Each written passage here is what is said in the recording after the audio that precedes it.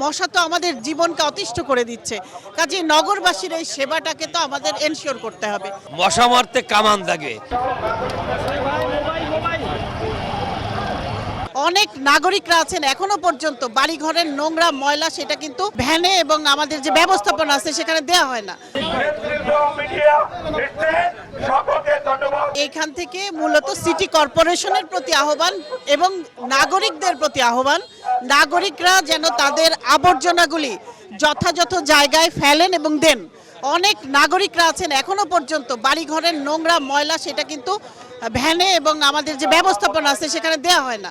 টাকার জন্য তারা দেয় না, 100 টাকা বা 50 টাকার জন্য তারা দেয় না। নাগরিকদের এই মানসিকতা থেকে বেরিয়ে আসতে হবে। সিটি কর্পোরেশন থেকে এই উদ্যোগটাকে নিয়মিত করতে হবে।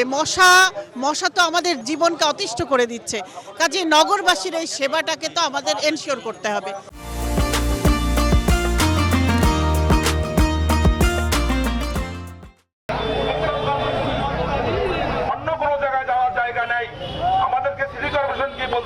যে খুলনা এখন মশার নগরী।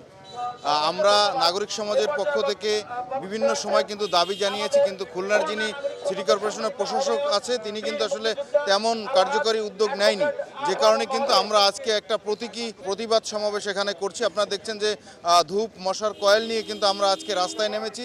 আমরা আশা করছি যে নগরবাসী যে দুর্ভোগ মশার যন্ত্রণায় বাঁচছে না সেটা থেকে যেন অতি দ্রুত ব্যবস্থা গ্রহণ করে সিটি কর্পোরেশন।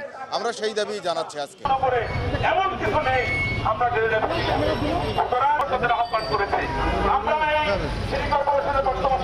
নাগরিক সমাহূত যে কর্মসূচি, এটা আমাদের নিত্য প্রয়োজনীয়। একটা প্রবাদ আছে, মশা মারতে কামান দাগে। মশা না মারলে কি হয়, করুণ পরিণতি মৃত্যু পর্যন্ত চলে যাচ্ছে। আমরা বিভিন্ন অজানা রোগে আক্রান্ত হচ্ছি।